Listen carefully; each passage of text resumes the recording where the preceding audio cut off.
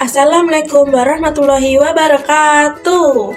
Perkenalkan, nama saya Diana Frandestia dengan NIM 859786938. Pada video kali ini, saya akan mempresentasikan 5 praktikum IPA. Yang pertama, gaya listrik statis. Yang kedua, gaya magnet. Yang ketiga, gaya berat. Yang keempat, gerak lurus beraturan atau GLB. Yang kelima, gerak lurus berubah beraturan atau GLBB. Dalam praktikum ini, saya akan menjelaskan alat dan bahan, langkah kerja, hasil pengamatan, dan kesimpulan dari setiap percobaan. Baik, saya mulai dari praktikum yang pertama. Praktikum gaya listrik statis. Alat bahan yang digunakan ada sisir plastik, rambut kering yang agak tebal, potong-potongan kertas kecil. Langkah pertama, saya akan mengisi rambut menggunakan sisir plastik selama beberapa menit atau saat. Setelah itu, sisir plastiknya akan saya dekatkan ke potongan-potongan kertas kecil itu tanpa bersentuhan. Check it out!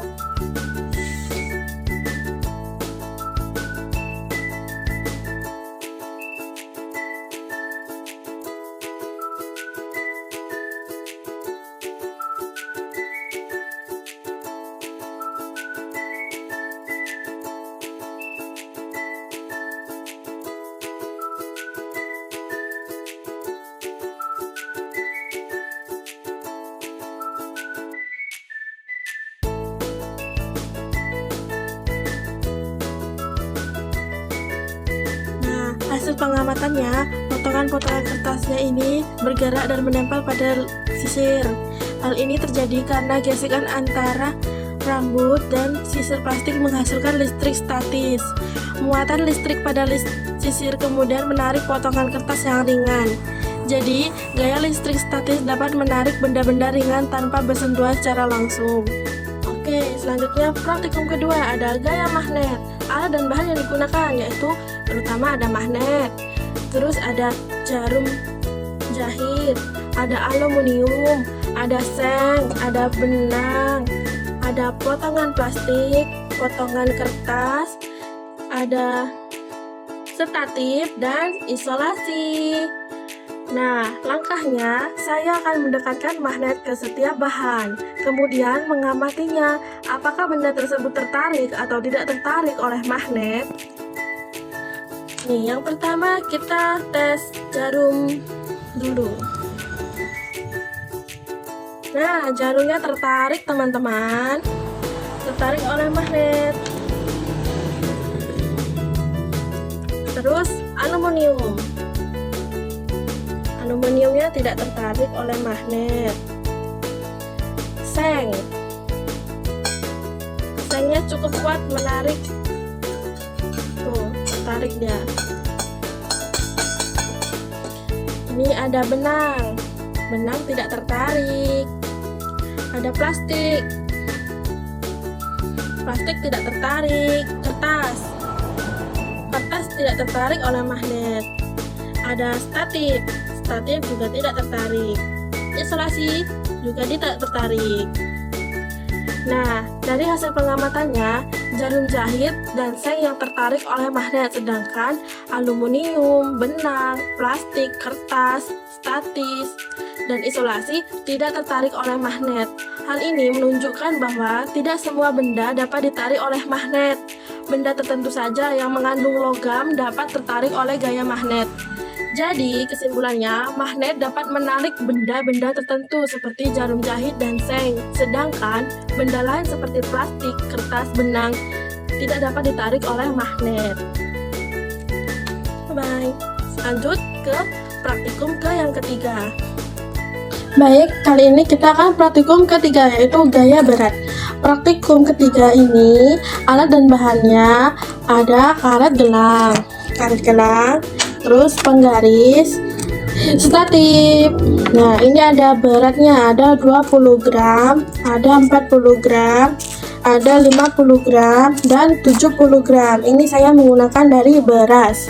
Langkah kerja yang pertama, saya akan menggantungkan salah satu dari bebannya beras ini ke ujung karet gelang pada statif secara bergantian dan mulai dari massa terkecil sampai ke massa yang paling berat. Dari massa 20 gram dulu.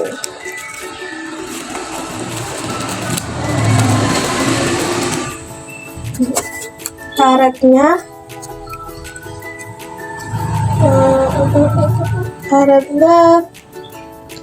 3,9 cm. Terus yang 40 gram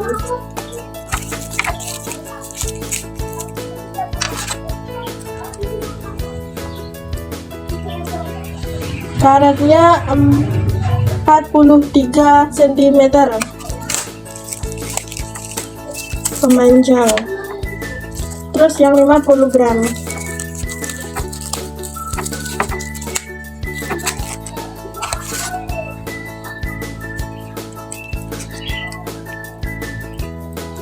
karetnya 45 cm.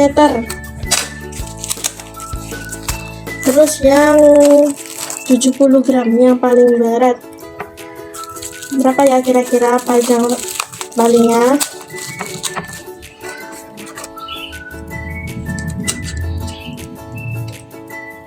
Beratnya 5 cm.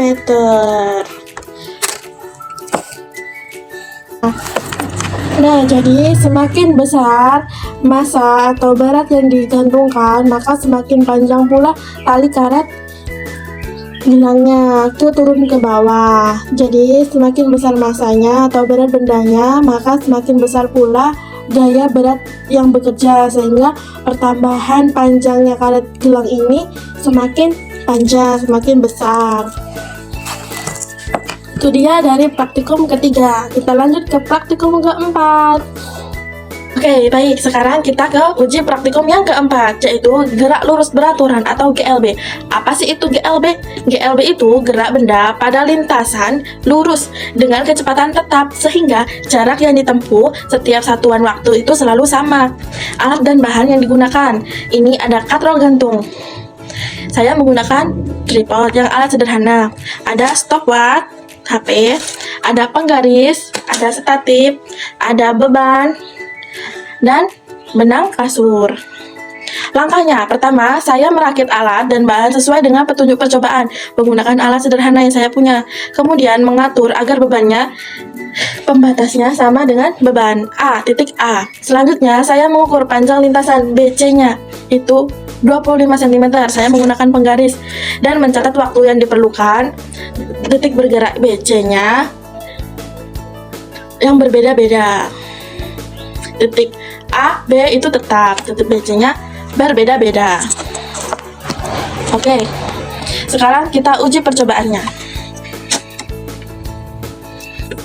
Pertama, ini ada titik A yang tetap sebagai titik beban. B ini juga tetap. C ini berubah. Ada 5 cm, 10 cm, 15 cm, 20 cm, dan 25 cm. Yang pertama, jarak BC-nya ke 25 cm.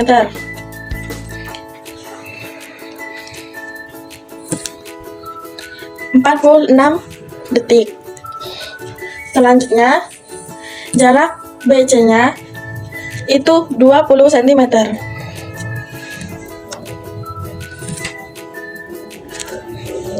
(36 detik). Selanjutnya, jarak BC-nya itu 15 cm. Jaraknya 24 detik. Selanjutnya, pada jarak BC-nya itu 10 cm.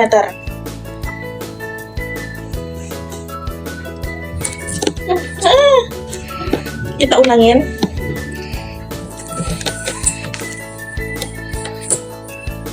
BC-nya 10 cm. 16 detik. Terakhir, jarak BC-nya 5 cm.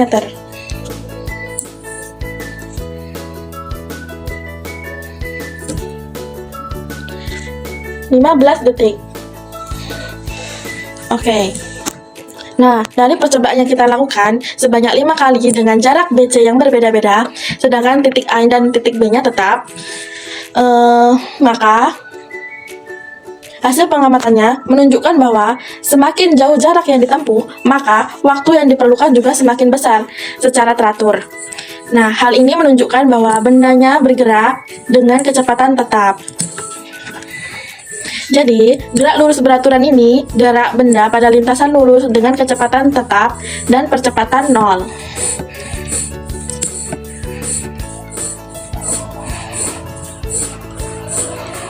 Oke, sekarang kita ke percobaan yang kelima, GLBB, gerak lurus berubah beraturan.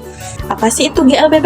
GLBB adalah gerak benda pada lintasan lurus dengan kecepatan yang berubah secara teratur karena adanya percepatan tetap. Alat dan bahan yang digunakan, ada katrol gantung, ada stopwatch, ada penggaris, ada beban, dan benang kasur statis. Oke, selanjutnya langkah pertama saya menyusunnya alat dan bahan sesuai petunjuk percobaan dan menggunakan alat sederhana. Kemudian mengukur jarak AB-nya itu 20 cm dan BC-nya 20 cm. Oke, baik, sekarang kita akan uji percobaannya ya. Dari jarak A ke B itu 20 cm, berapakah waktu yang dibutuhkan? A ke B 24 detik atau 24 sekon. Terus jarak B ke C 20 cm juga. 24 detik juga. Selanjutnya, jarak A ke B itu 28 cm. A ke B 28 cm. 27 detik atau 27 sekon. Selanjutnya, jarak B ke 12 cm.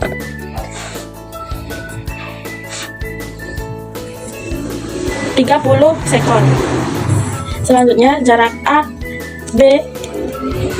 ke B itu 31 cm. AB-nya 31 cm. Berapakah detik yang dibutuhkan? 40 detik. Selanjutnya, jarak B ke C itu 9 cm. 9 cm. BC-nya 9 cm. 16 detik atau 16 sekon. Selanjutnya, jarak A ke B itu 34 cm. Nih, 34 cm. Jaraknya 29 cm. Selanjutnya, jarak B ke C yaitu 6 cm. 6 cm.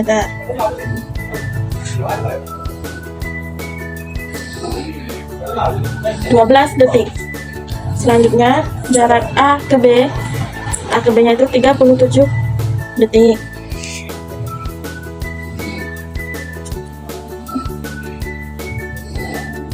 Dan BC-nya itu 3 detik.